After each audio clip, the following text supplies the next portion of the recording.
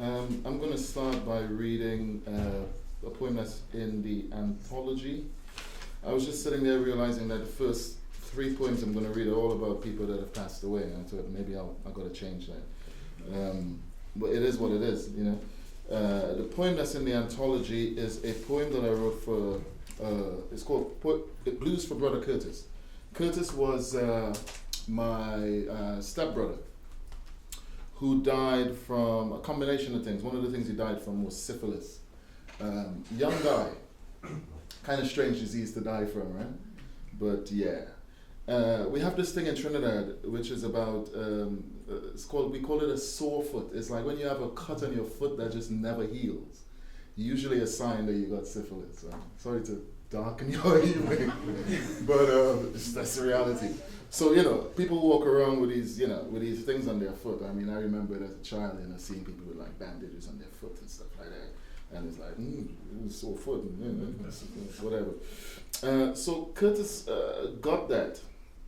And I was in Trinidad one year, and I took a photo of him leaning over his door, in this old house where he used to live. And then I came back to London, and then I got a call. It's in the poem. You're going to hear what happens. Blues for Brother Curtis. When I see Curtis last August, that yellow bone day after the rain in Five Rivers, leaning against his blue bottom door, and he show me his sore foot how it ban up, and he say how it pain him like hell, and he creak the hinge so I peep how the bandage was leaking, and how foot fly does zoot there so in this earthen room, linoleum and smoke. I never did know that 2 months later I be getting this letter in winter, when breeze have teeth. And it choked me right here so, and I couldn't even bring one word to speak. In New Street, Tunapuna, by the ravine, Curtis say, fellas, let me go and get some dead. Them days, dead was in chicken fried. And so we walk all up Indian farmland. But was take we to some backyard slaughtery to buy up a few bag of frozen fowl.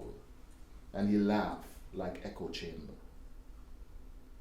Woodlice was rocked from his room that August day, and burnt milk was blowing from his pitch oil stove, and I wondered then, but your foot, Mr. Man, like it weeping, black rain.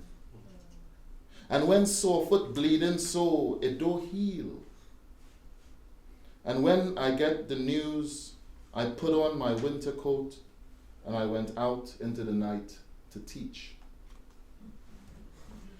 And the next poem I'm going to read is about London. I mean, I don't really write about London very much. I mean, for me, it's difficult because I tend to write better in hindsight.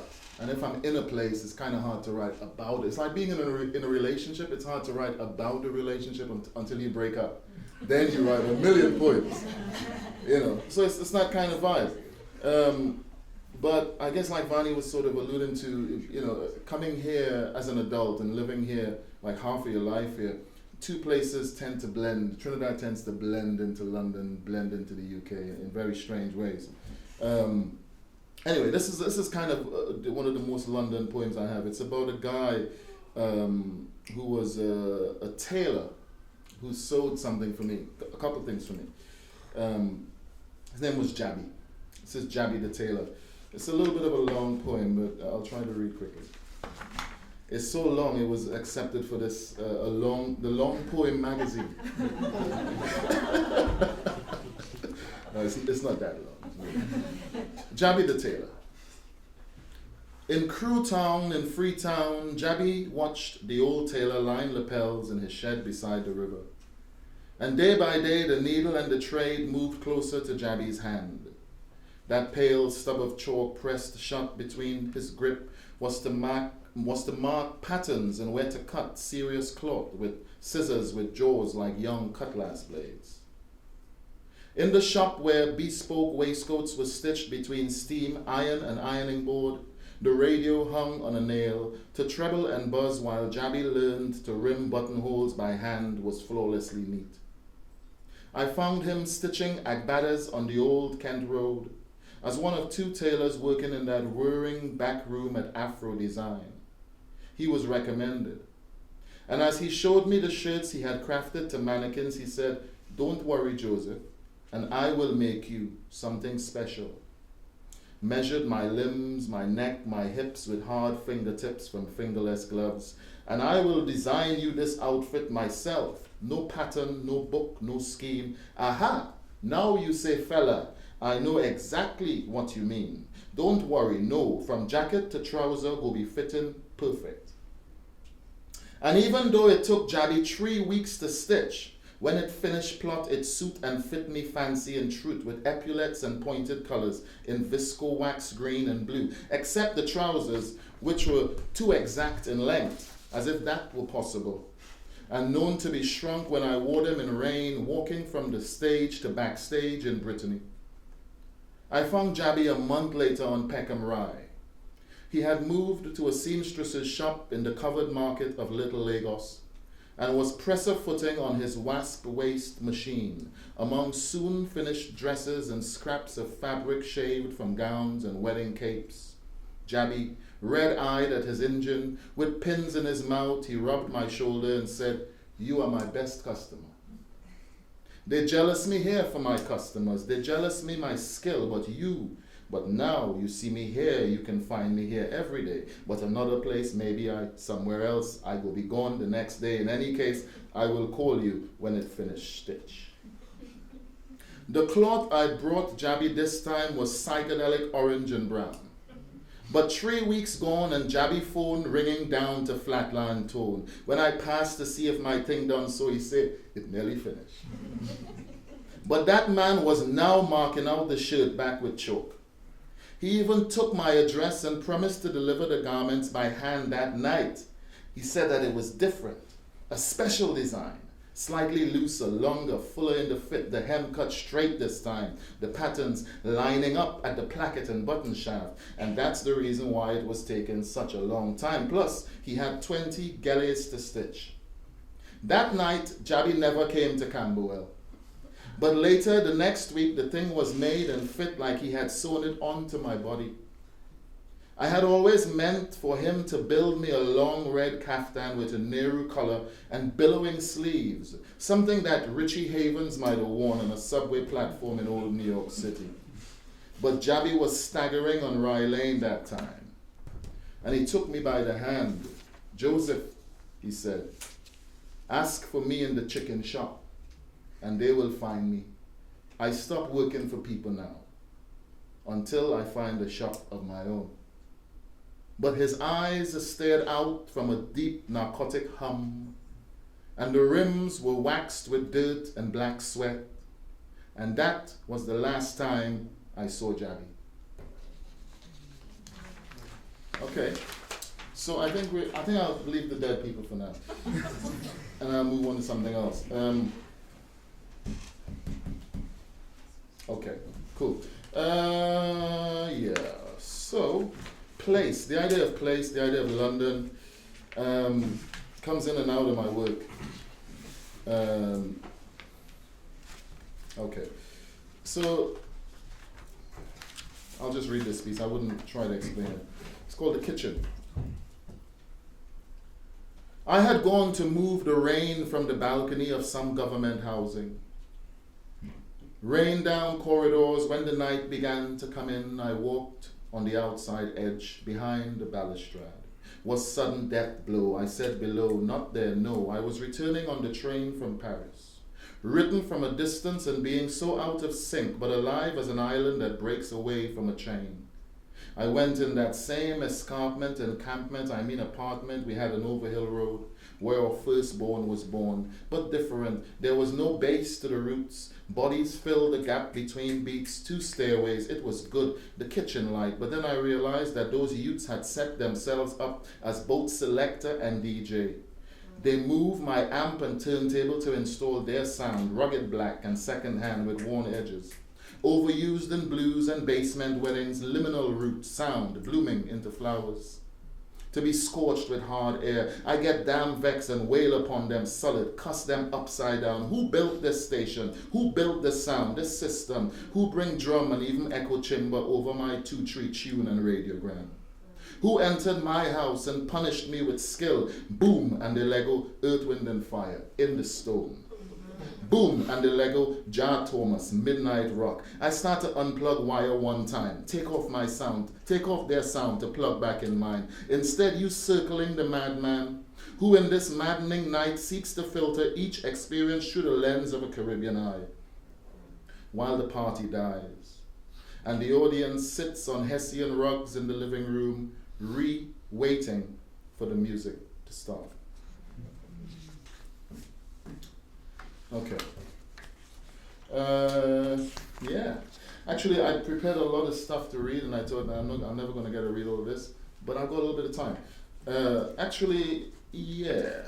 I think what I will do is I'll finish. Actually, I'll read a short poem and then a long one, and I'll finish. Okay. So. No, in fact, you know what? I'll just read this longish poem and get out of your face. I know there's a point that you hear too much poetry, and I don't want to be there when that happens. Okay, this is a poem that I wrote for someone else who passed away, unfortunately, a guy called Space Ape. Some of you might have known Space Ape. His name was Stephen Samuel Gordon. He was a fine poet. He was one of our most promising young poets. Passed away really, not unexpectedly, but tragically at a really young age a couple of years ago. This is the Ark for Stephen Samuel Gordon. Sun Ra was on the Ark. Prince Nico Mbaga, he was on the Ark.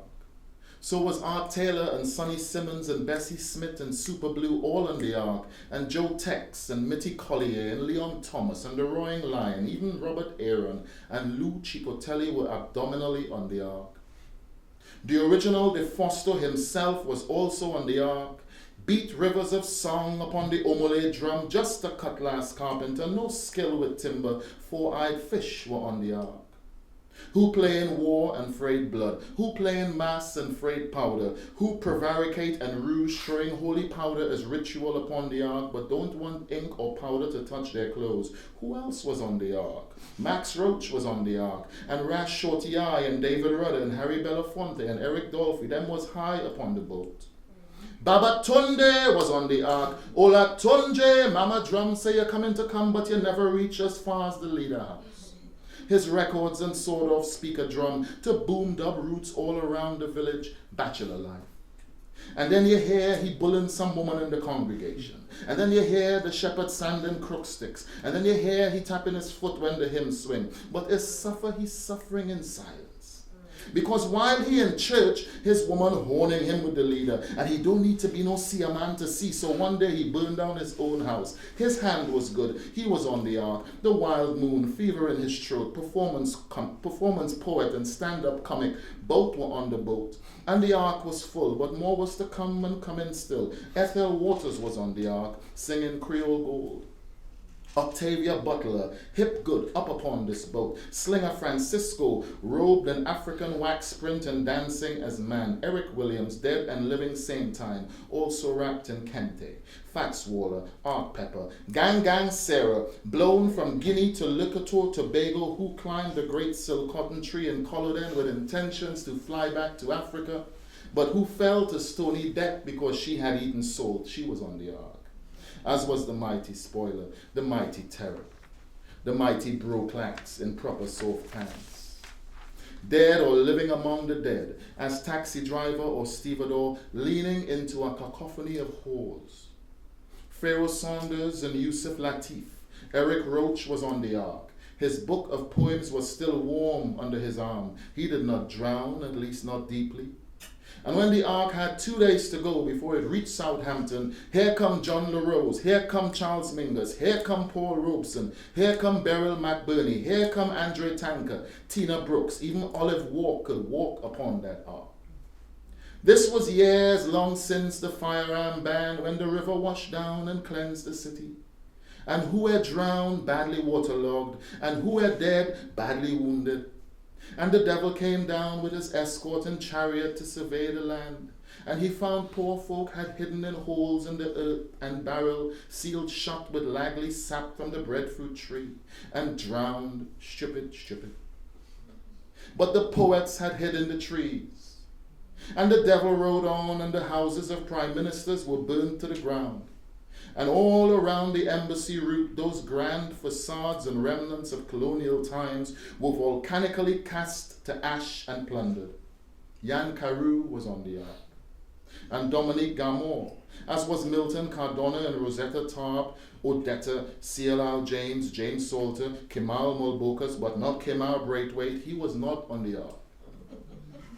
Instead, Baba, the great teacher, had evaporated into air, into language, into sound, into the very sex fruit of poetry. Oil does not dry upon his tongue, nor honey on the tips of his fingers. And I saw Stephen Samuel Gordon high upon the bow, and the ark drove down to Bristol, Birmingham, Manchester too. It swooned to Alaska, to New York and Boston, Chicago, Philadelphia, Florida, see it too. Then Haiti, Cuba, Jamaica, Suriname. Look at Pasture, Aruba, Trinidad and Grenada. It gone up the Orinoco River, and it never wear necktie yet. It come up from the southern Caribbean all the way up to Pascagoula Bay in New Orleans. Yes. Space 8 was on the ark, blowing the big abeng. Thank you.